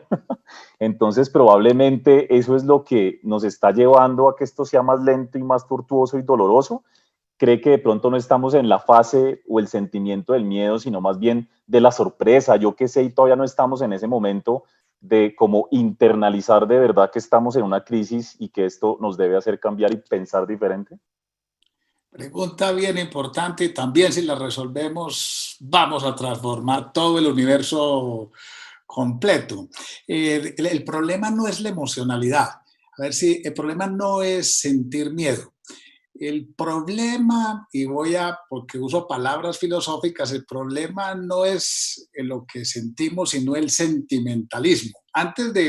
Para poder dar un contexto y contestar mejor la pregunta, es como la culpa. La culpa hay que volverla a sentir. Yo creo que cuando un país, cuando una sociedad pierde la culpa, todo el mundo hace y deshace. El problema es culpabilizarse, una culpa que inmoviliza y que no deja pensar. Entonces, lo que aquí nos está pasando es un miedo no pensado. Un miedo no pensado, porque es más complejo pensar. Nuestro cerebro está ordenado de tal forma que nuestra corteza cerebral se prende por zonas específicas. Tenemos un área para la visión, un área para la audición, un área para el gusto, pero las áreas que nos defienden están ubicadas en lo que llamamos nosotros el tallo cerebral, y cuando se encienden apagan todo lo demás. Incluso la alegría es peligrosa. Los que tengan hijos muy alegres, yo digo que todos los papás pasamos por lo que yo llamo la edad del pastoreo. Uno es como un pastor. ¿Dónde está? ¿Qué se cogió? ¿Qué se llevó a la boca? Entonces, ¿cuál es el reto? Y creo que en esto los líderes del país y los estados tienen que llevar y hacer mucha pedagogía, estudiar más antropología, más sociología, más psicología, para poner y cambiar la forma como pensamos y estamos abordando el miedo de la pandemia. Porque miedos no específicos terminan haciendo dos cosas terribles, que es lo que estamos viendo. Incluso también muertes por depresión y muertes de personas que no acuden específicamente a servicios de salud a sabiendas de que tienen que salir. Entonces estamos viendo ahí un miedo mal manejado que paraliza. Pero también un miedo como desfogado, como que el gobierno decretara el día sin IVA es igual al día sin COVID. Salgamos todos, y ocurre medio una histeria colectiva, porque el afecto se empata. La afectividad es bellísima, y otra vez las palabras, mi afecto te afecta, y todos nos afectamos. Se conoce como la histeria colectiva. Entonces, yo diría que lo que hay es que volver a pensar y reflexionar y convertir el miedo como en una cosa medio gourmet, así como el asco gourmet. Yo diría, el miedo que lleve al autocuidado, al cuidarse. Sí, ¿por qué? Porque consideramos valiosa la vida propia y la vida de los demás. Termino esta respuesta que entonces, ¿qué pasa en todos los países? Cuando uno no es capaz y cuando un ser humano no es capaz de pensarse bien para sentirse bien, que es y actuar bien, que es lo que se conoce como autónomos, autonomía, entonces, ¿cuál es la vía más sencilla y más rápida? La heteronomía. El heteronomos, alguien me impone la ley, nos ponen multas, está demostrado que no funcionan, que si lo encontramos sin mascarilla le ponemos una multa. No ha funcionado en ninguna parte. Es también una medida ineficaz que no conduce a un cambio de comportamiento, sino a evitar las multas y que se contrasta con, escúchenme las palabras, con la anomia.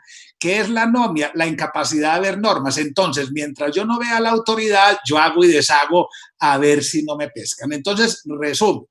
El problema no es el miedo, el problema es cómo lo intelectualizamos. Igual que el asco lo podemos volver gourmet, decía y ratifico, el miedo lo podríamos vivir, un cuidado, porque es cierto, hay un riesgo real y objetivo. Y no verlo es un absurdo. Y eso es un miedo objetivo y racional que no puede paralizar, sino que debe conducir a un cambio de comportamiento y verle su lado positivo y amable. Podría decir igual que la ira. Los líderes tenemos que tener algo de ira, pero es una ira bien llevada para poder vencer obstáculos. Uno tiene que vencer obstáculos y resistirse, María Victoria. Uno se tiene muchas veces que resistir y no se puede, y eso es una ira bien manejada. Es decir, yo no voy a asumir un acto grosero, agresivo, pero sí una ira que lleve a transformar el mundo. Espero haber pues contestado, así que a intelectualizar el miedo, que es cuidarse y cuidar. No hay otra manera de decirlo. Muchas gracias, doctor Andrés. Vamos a tener el miedo gourmet. Vamos a intentarlo. Eso me gusta, bueno. Miedo gourmet. Miedo gourmet. Listo, gracias, doctor Andrés. Bueno, Walter, yo aquí, de hecho, ahí le meto un par de números económicos solo para contextualizar la pregunta. Y es que probablemente en Colombia tenemos más miedo, temor y ansiedad, diría yo, por la situación actual, porque en Colombia, óiganse bien, yo creo que no muchos saben esto es más de datos de ñoños como nosotros, la economía colombiana solo se ha contraído una vez en 90 años, en el año 99, o sea, esta va a ser la segunda. Para nosotros, una recesión no es algo típico, no es normal y nos llena de ansiedad. En cambio, en el Perú, conté 7 años de contracción anual solamente desde el año 80. Esto me lleva a comentarte que cuando uno habla con clientes en Lima, en Perú, con colegas en Perú, ellos nos dicen, sí, la cosa está mal, hay muchos desafíos, hay muchos riesgos, pero somos expertos en lidiar con crisis, ¿cierto? Ha habido varias y de diferentes dimensiones en los últimos 30 o 40 años, y muchos dicen, de esta salimos y podemos salir más fortalecidos precisamente por eso. A pesar de que todas las crisis son diferentes, ¿qué enseñanzas crees que han dejado esos episodios de crisis en el pasado en Perú que nos puedas compartir a nosotros los colombianos que como que no estamos acostumbrados a eso y estamos llenos de ansiedad, de tal manera que podamos ver esto como una oportunidad en realidad?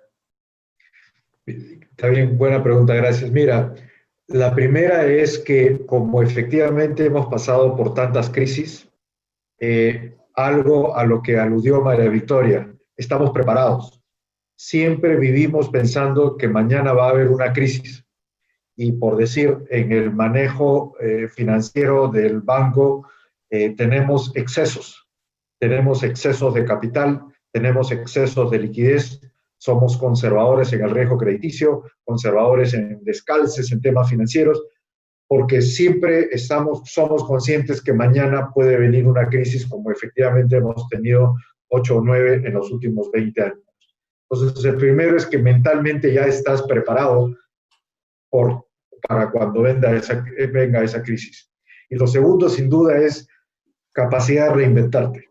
No puedes quedarte en tus mismas formas de actuar, sino ser capaz de realmente mirar la pizarra en blanco y decir, ¿cómo me muevo para acá?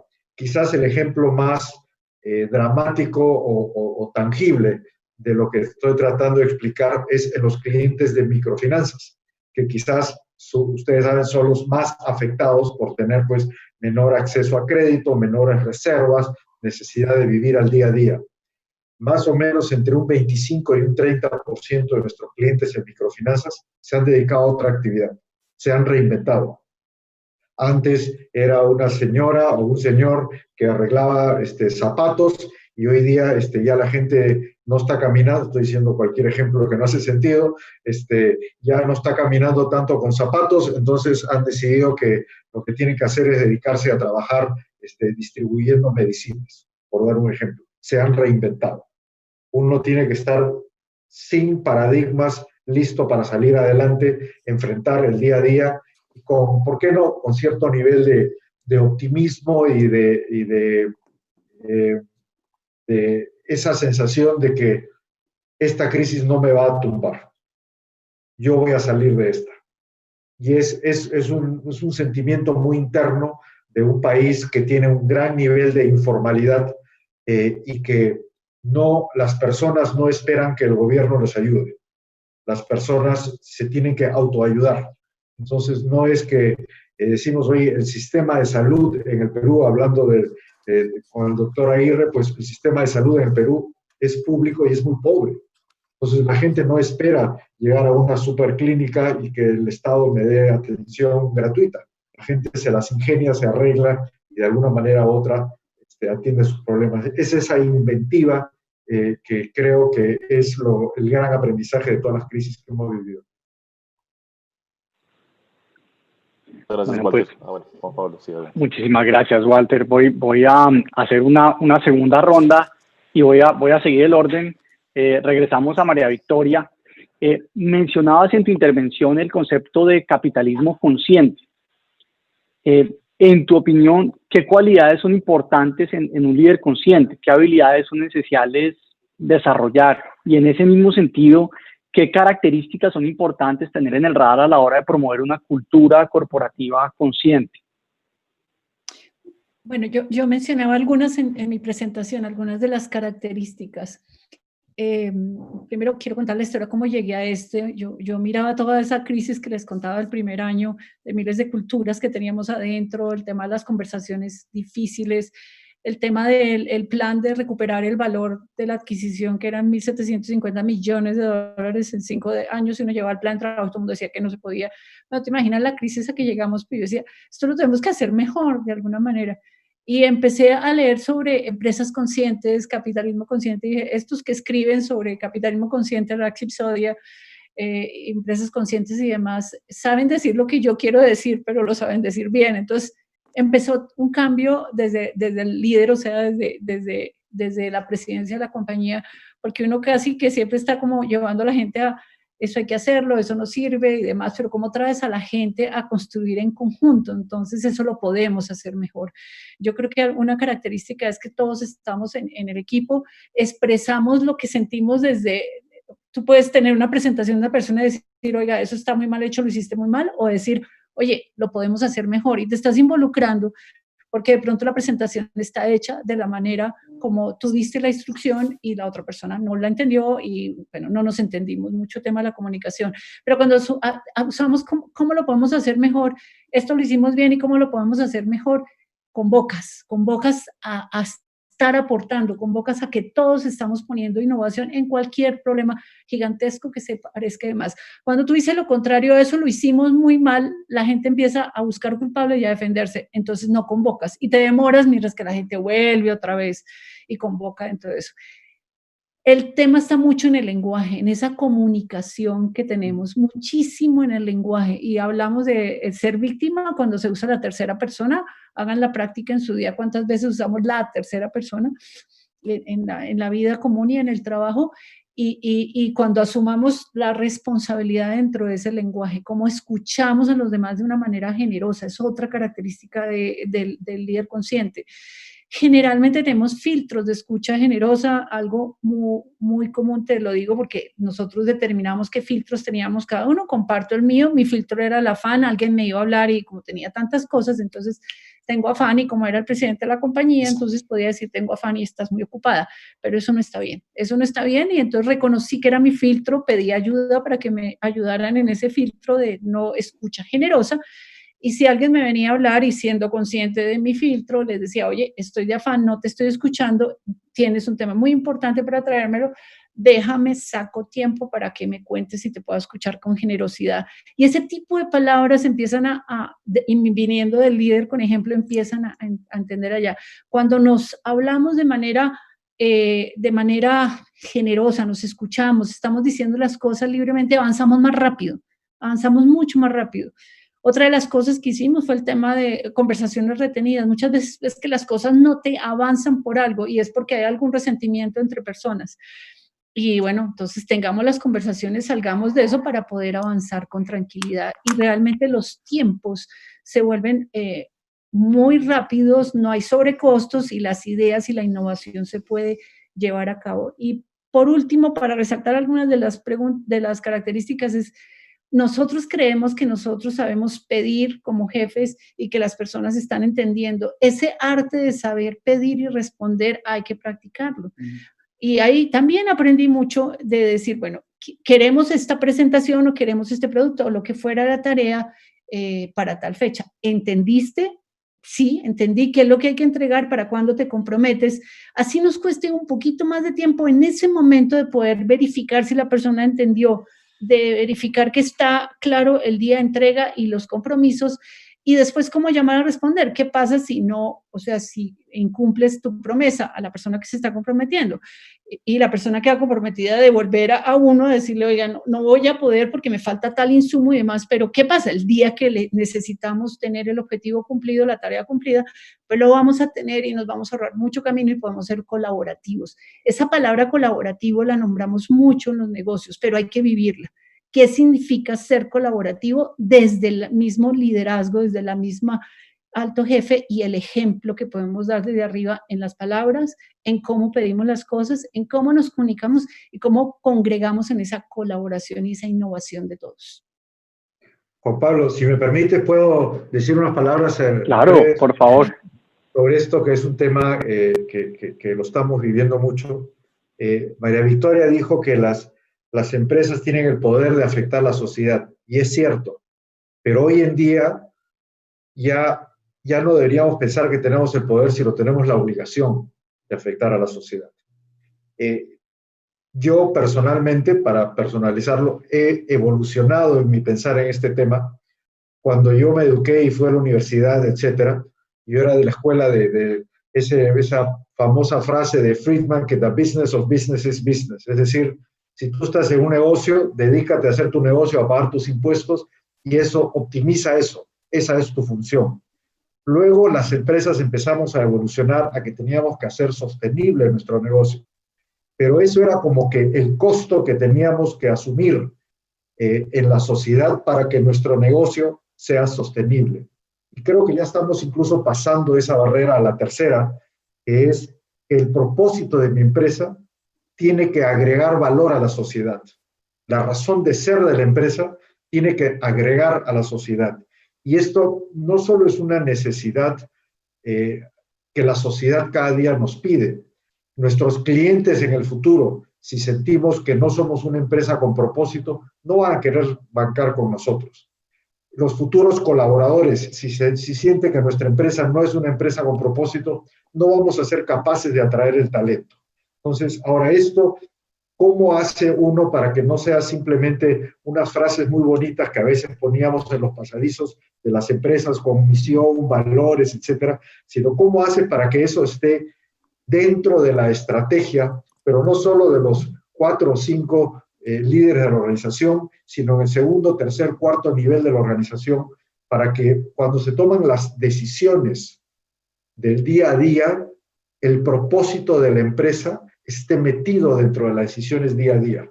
Es decir, si el día de mañana diseño una tarjeta de crédito nueva, por dar un ejemplo, ¿cómo me aseguro que quien está en el departamento de marketing trabajando para diseñar esa tarjeta esté pensando que esa tarjeta sea buena para la sociedad.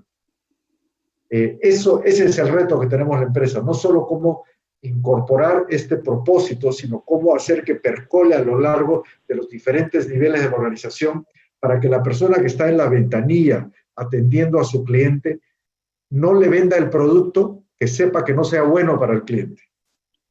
Como que el propósito de la organización percole a lo largo de toda la organización. Ahí me callo porque no era mi pregunta. No, pero muchas gracias por esa intervención. Sí, el tema del propósito definitivamente es fundamental. Andrés, vuelvo a tu intervención. En tu intervención, dentro de lo que alcancé a tomar nota muy rápidamente, mencionabas el concepto de la indefensión aprendida y cómo eso nos termina condicionando, ¿no? Quisiera preguntarte cómo desaprender para poder dejar atrás esos miedos y prevenciones, o estamos condenados a seguir con esos condicionamientos. ¿Cómo lo ves? No, pregunta también bien interesante, y no es fácil porque se me sale nuevamente lo médico y tendría que dar una pequeña clase para decirles que en nuestro cerebro hay una zona que es la que guarda los miedos, los graba, se llama la amígdala. Y es terrible porque desencadena y se dispara y se pone furiosa.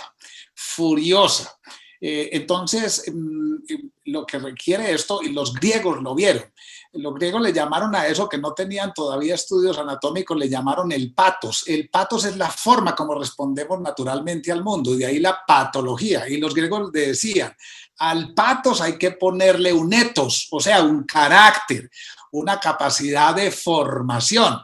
Y oyéndolos todos, hay una frase de un filósofo español que me fascina, oyendo hablar de crisis, es que el hospital vive en crisis, y cuando no es la crisis del entorno, es la crisis de los pacientes. Tenemos 80 en este momento en cuidado crítico, o sea, están en crisis. Nosotros vivimos en crisis y no podemos resolverla si no trabajamos en equipo. Y decía José Antonio Marina, no hay buenos marineros entrenados en mares calmos. Entonces eso me lleva a lo segundo. Hombre, venga que sí podemos. Lo que se necesita, María Victoria, es calmar, cambiemos la palabra afán, la que tú tenías que es prisa. Venga, serenémonos y reflexionemos acerca de los comportamientos y qué pensamientos había detrás que te hicieron disparar ese comportamiento. Los médicos, las enfermeras, aunque no se crea, tenemos que estar entrenados porque vivimos en crisis, un código azul. Necesita mucha reflexión, historia. He aprendido el valor de las historias, no crear conceptos. No es cambia el miedo por valentía. Eso no funciona porque la gente dice, si no, venga, cómo operamos en un contexto de miedo y narrémonos en el miedo y cómo nos podríamos narrar en un ambiente de serenidad y venga, modifiquemos el comportamiento. Usamos, por ejemplo, en el hospital ambientes de simulación y grabamos, esto no es novedoso, y grabamos y le decimos a la gente, mire cómo estaba actuando y mire cómo tiene que modificar. Se puede. Lo que sucede es que es lento. Termino entonces también, yo llevo 36 años en el hospital, como bien dijiste, y a mí me gustan las metáforas teológicas. Yo, salvo que los hay, pero yo no conozco personas como Pablo de Tarso, que iba camino a Damasco, le cae el rayo, ¿cierto? 3 días ciego y dice, soy otro, ¿cierto? Yo no conozco a nadie que haya entrado a la dirección del hospital, yo le haya empezado a hablar y de pronto la persona me diga, me estoy quedando ciego, pero veo la luz interior dentro de mí. 3 días, soy otro. 3 días de incapacidad que no valen nada y se cambia. Estos son procesos largos, necesitan mucha mentoría, necesitan líderes formados. Eso sí hemos aprendido, porque decía, todos aprendemos por imitación. Entonces, en este proceso transformador, encontrar líderes que hayan mostrado esa capacidad de adaptación, esa capacidad de transformación para que se nos se nos pegue para que lo imitemos, incluso el que lo hace mal. Termino esto, a mí me gusta mucho y voy a decir una cosa que lo he dicho públicamente con una reserva en el hospital, hasta que lo hace mal porque sirven de ejemplo. Yo lo llamo como vos es el antiejemplo. Y entonces te voy a decir, vas a durar aquí otras 3 semanas porque nos vas a servir de antiejemplo. Como ese no, anda mira, como ese no. Y nos ayuda mucho y terminamos en esos casos haciendo trasplantes de cerebro. Como no se puede trasplantar el cerebro solo porque matamos, entonces lo tenemos que trasplantar con hombros, tórax, todo. Entonces vos te vas y traemos a otro. A veces no queda más remedio que hacer esos trasplantes de cerebro, pero mientras tanto, repito, le hacemos el esfuerzo, liderazgo, mentoría, mucha narrativa y mirando las consecuencias de eso, pero somos capaces de cambiar. Miren, la humanidad ha sido capaz de superar un montón de obstáculos. Yo también tengo la firme esperanza que de esto el hombre inventa, su inventiva, su capacidad de novedad. Termino con esto, es que nos están vendiendo otra idea equivocada, que es que estamos en un problema, pero incluso muchas veces la labor del líder es crear problemas. El ser humano es el único ser que crea problemas y a veces a las organizaciones hay que crearles problemas porque entran en la comodidad y entonces narramos, esto hay que crearle el problema y hay que crearle el conflicto y hay que hacer las cosas para salir adelante y cambiar todos los comportamientos. No es malo, es maravilloso, es maravilloso. Muchísimas gracias, Andrés. Ojalá no necesitemos trasplante de cerebro, podamos manejarlo de otra manera. Pero me gusta eso de que los jefes, es bueno que los jefes generemos estrés, me ha gustado eso. Sí, de crear problemas, ya quedé preocupado. A veces los trasplantes de cerebro son buenos, yo voy de acuerdo. Y finalmente hay personas que no se adaptan y no cambian y eso te deja que el equipo se tranque. Total, usamos el verso de Pablo Neruda, yo les usé para que nada nos separe, que no nos una nada. Muy bien. Walter, para cerrar esta ronda, quería hacerte una pregunta. Hace un momento te oí hablar del mundo del microcrédito, donde Credit Corp ha sido bien activo en la región y se ha reforzado recientemente en Colombia con una adquisición. Las empresas pequeñas y los negocios informales son uno de los segmentos de la economía pues, más relevantes en nuestra región y a la vez uno de los más golpeados durante esta pandemia. Hablabas hace un momento de la reinvención rápida que han tenido muchas de estas empresas. Desde el lado de la banca, de las entidades financieras, ¿qué tipo de iniciativas crees que se podrían desarrollar hacia ese sector de la economía? Sí, mira, no hay mucha ciencia. Todos los países donde operamos, las respuestas han sido parecidas, cada una adaptada a su entorno legal, su realidad. Principalmente es que los deudores, estos pequeños empresarios, necesitan espacio, necesitan tiempo y necesitan poder seguir accediendo a dinero fresco para poder reinvertirse y pagar lo que se les puede haber quedado de deuda. La respuesta es así de simple. Con diferente grado de éxito, los gobiernos de cada país han puesto esquemas. En el Perú está siendo bastante exitoso, de que el gobierno está otorgando préstamos a través de la banca, a préstamos garantizados por el gobierno a estos pequeños empresarios, y la banca les estamos dando pues 3 años, el espacio que sea necesario para que repaguen la deuda actual.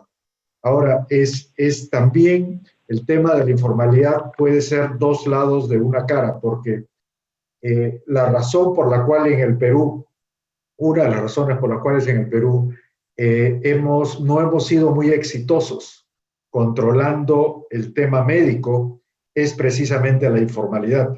Esta gran cantidad de gente, para dar una cifra, el 70% de la población económicamente activa en el Perú es informal.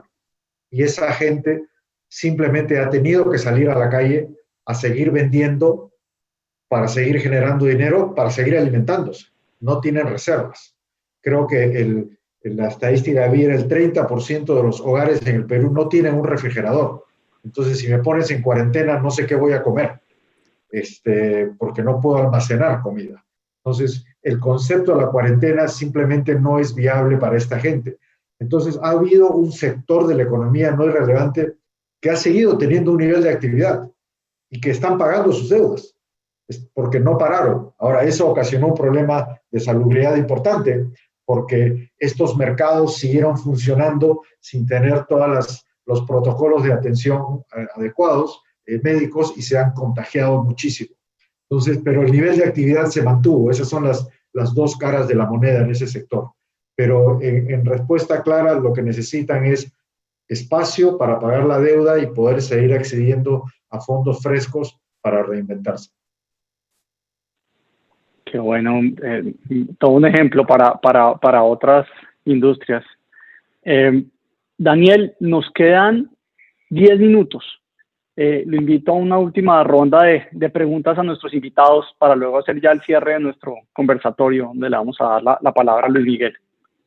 Perfecto. Bueno, como dijo Juan Pablo al principio, el tiempo se vuelve corto. Pensábamos que 2 horas era, hora y media era mucho, pero la verdad es que el tiempo corre rápido con tan buenas intervenciones realmente. Bueno, yo tengo que aprovechar a María Victoria, haciendo parte del sector petrolero, Colombia, un país petrolero, para preguntarte, desde antes de la pandemia, no solamente en Colombia, sino en todo el mundo, se estaban dando unas discusiones bien intensas alrededor de la sostenibilidad y la incluso pertinencia de la extracción de recursos naturales, particularmente petróleo, y vemos muchas discusiones en Colombia alrededor del impacto social y ambiental, etc.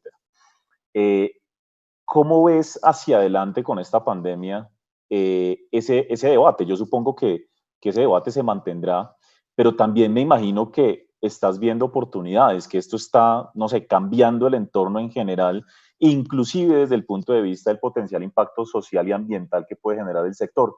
¿Qué retos y oportunidades ves en el sector hacia adelante una vez vayamos a la nueva normalidad? Pero yo lo que veo es oportunidades. La discusión siempre estará y estará, creo, y es muy personal, estará polarizada por varias cosas. Uno, por modelos económicos, políticos, que tratan de desinformar, que es un poco lo que uno vive. Entonces, el tema de que no es viable, que es extractivismo, vienen ONGs, vienen estamos influenciados por una cantidad de cosas en términos de información, tanto de temas ambientales, que a veces no son puramente ambientales, como de temas económicos y de modelo económico y sociales. ¿Qué es la realidad? La realidad un poco es lo que aporta el sector de la industria petrolera. Y cuando hablo de impacto positivo. Efectivamente tienes una industria extractiva, tienes una industria que llega a regiones muy apartadas, que construye una carretera, que de pronto la fauna se va, que no sé qué, pero realmente es una industria muy vigilada, muchísimo, muy vigilada, autovigilada y vigilada por muchos sectores para que lo haga bien y muy bien. Y realmente lo hace bien, de alguna manera lo hace muy bien y llegamos a regiones donde no llega nada, no hay institución, uno se vuelve la misma institucionalidad en la región, es la oportunidad de llevarles esa institucionalidad y es la oportunidad definitivamente de transformar vidas y que tengan una vida digna en unas regiones muy apartadas donde no tienen nada. Entonces yo creo que el aporte de ese desarrollo del hidrocarburo y dejo de un lado la minería, que a veces nos revuelven un poco porque hay mucha minería informal en Colombia, pero el sector de hidrocarburos está muy regulada, muy vigilada y genera definitivamente en las regiones mucho progreso. ¿Dónde yo veo los retos? En comunicación, uno, claramente no comunicamos. Creemos que por ende, porque efectivamente es obvio que se genera desarrollo en las regiones, que eso se va a ver obviamente, y eso no es tan obviamente. Yo creo que hay que comunicar más, hay que salir más a decir lo que estamos haciendo y no como una filantropía, sino como unos modelos de desarrollo en cada una de las regiones, de cómo trabajamos. Hoy en día, la facilidad de obras por impuestos y los acuerdos en todas las regiones para que se puedan hacer obras por impuestos y un desarrollo a través de esos acuerdos que están haciendo las petroleras, te va a llevar a mucho beneficio en las regiones y lo estamos viendo porque eso se hace expedito, mucho más expedito los proyectos de infraestructura que va a haber por todo el país. Entonces hay una cantidad de facilidades que el común de la gente no lo conoce. Y llega todo este tema que llega por miles de comunicaciones, donde viene todo el tema ambiental, extractivista, ONGs y demás. Entonces tenemos que comunicar mejor. Definitivamente creo que es una oportunidad para un país como el nuestro poder tener el hidrocarburo que tenemos y tener las posibilidades de desarrollo que tenemos. Siempre hemos dicho es que las reservas están a 5 a 6 años y demás, y siempre volvemos a los 5 años, ¿no? Eso se va renovando siempre, afortunadamente. Y ese oro negro que tiene Colombia nos ha servido para poder desarrollar el país. Por supuesto, hay que ser responsables, no solo la responsabilidad ambiental de la compañía, que a raíz de tener esos ingresos de petróleo puede inclusive generar conexión de bosques, limpieza, o sea, muchos de los proyectos ambientales con la cantidad de plata que hacemos, que no, la gente del común no sabe qué es lo que hacemos, ayudan a reparar muchas veces lo que otros dañan como tal. Es una gran oportunidad ambiental que se tiene. Entonces, al tener recursos podemos arreglar cosas que muchos daños, conectar bosques, hacer la fauna, transformar vidas y generar una oportunidad económica de desarrollo en las regiones con emprendimiento, con contratos de bienes y servicios, con el contrato de mano de obra y enseñar a la gente de las regiones la mano de obra no calificada y mano de obra no calificada, y realmente hay mucha como desarrollo en las regiones como tal. Ahora no pueden vivir todo el tiempo de la empresa petrolera y hidrocarburo, hay que enseñar otras labores y hay que enseñar a desarrollarse las regiones de otra manera. Un caso es el Casanare, que es el que conoce, que hay que ver quién era el Casanare hace 20 años y qué es el Casanare, que ni siquiera existía a veces porque era intendencia, ahora es departamento, quién es el Casanare y quién es Yopalo y de toda la intervención, y ver la parte positiva de lo que aporta al país la industria petrolera. Y el consumo responsable de energía. Todos usamos energía, usamos carros, volamos en aviones. Mucho de lo que usamos diariamente está hecho de hidrocarburo y se nos olvida, y entonces salimos y decimos, no queremos hidrocarburo. Pero bueno, entonces, no, ¿cómo vamos a cambiar? Pero viene, yo soy sostenible. Yo no esperemos solo que la empresa sea sostenible. Yo puedo ser sostenible. ¿Cuál es mi propósito? ¿Cuál es mi grupo de interés, mi familia, mis vecinos y demás? ¿Y cómo me comporto yo ambientalmente? ¿Cuánto consumo? ¿Cuál es mi huella de carbono que dejo? ¿Cuántas veces uso la bicicleta, el carro, el avión y demás? ¿Qué es lo que compro? ¿En qué empaques? ¿Cómo hago la disposición de mis residuos? Yo debo ser sostenible como ser humano.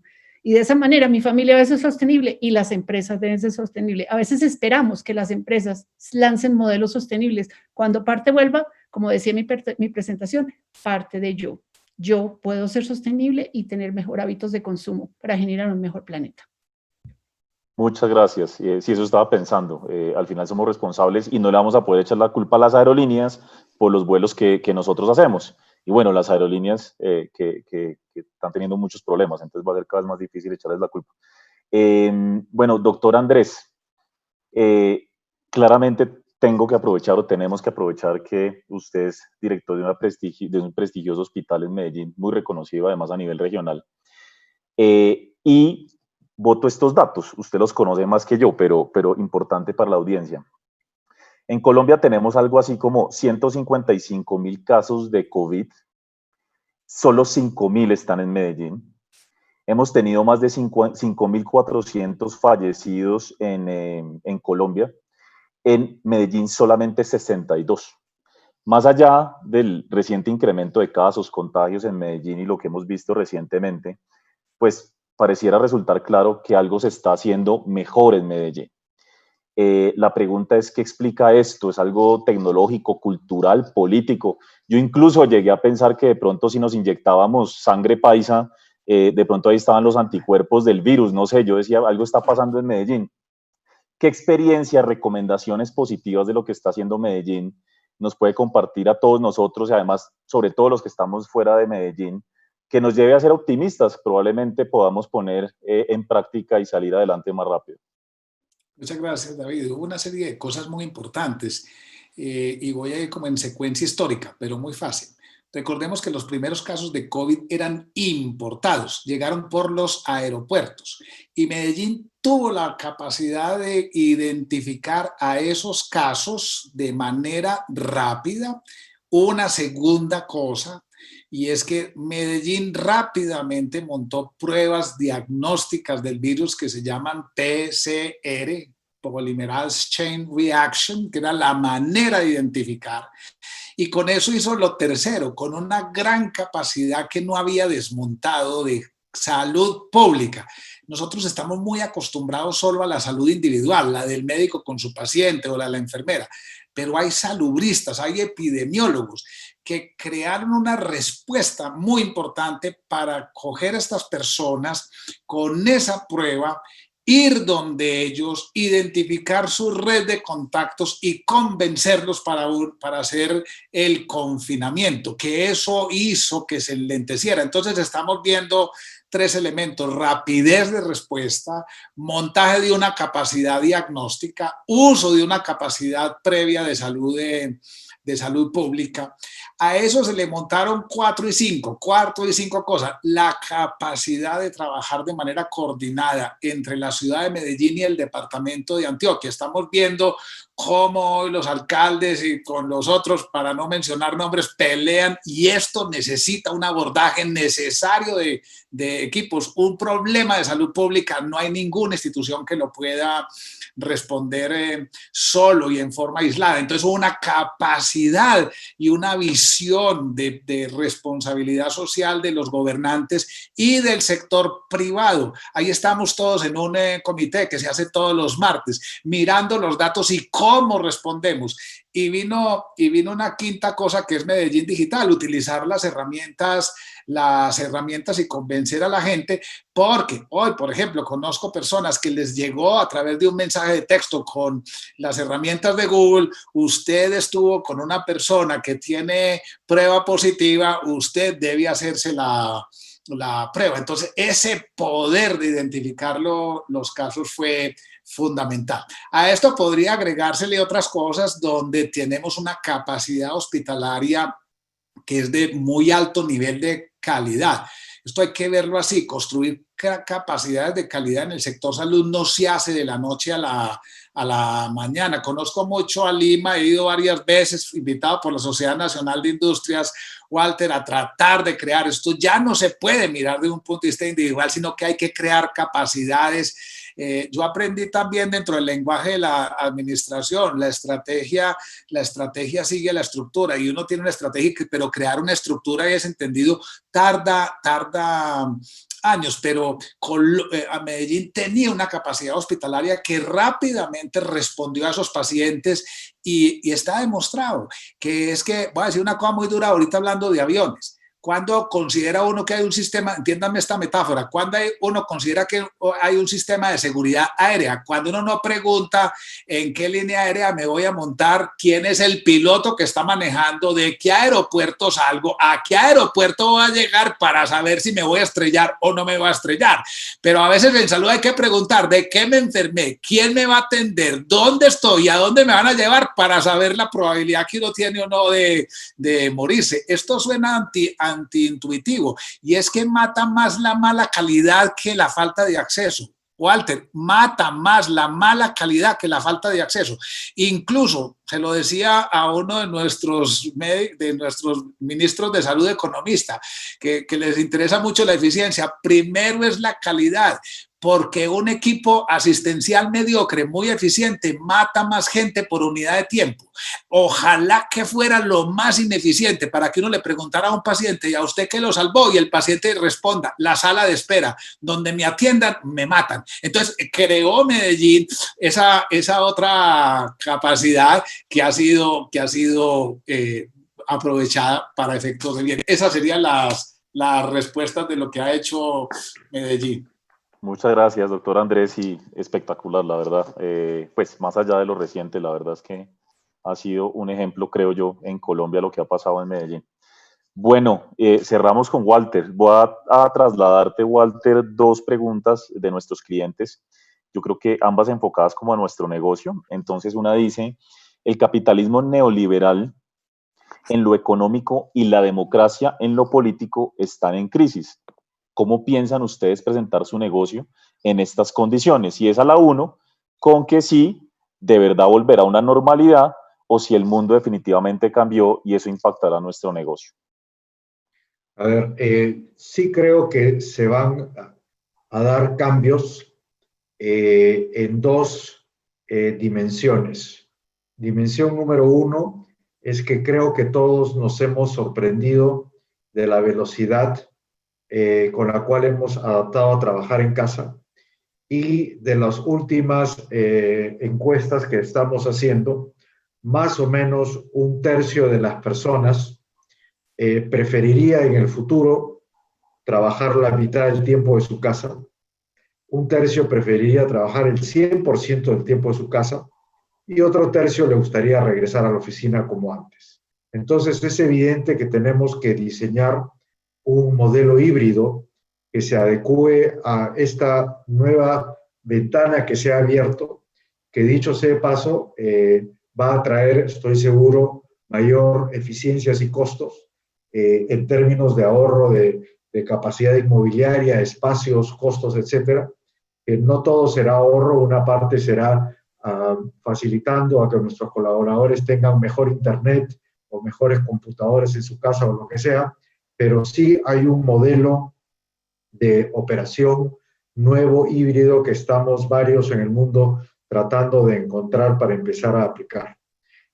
Nos hemos dado en Credit Corp que todos nos quedamos en nuestras casas por lo menos hasta enero, no solo por un tema de salubridad, sino también por un tema de empezar a probar diferentes cosas para ver qué funciona, porque creo que hay una ventana interesante ahí.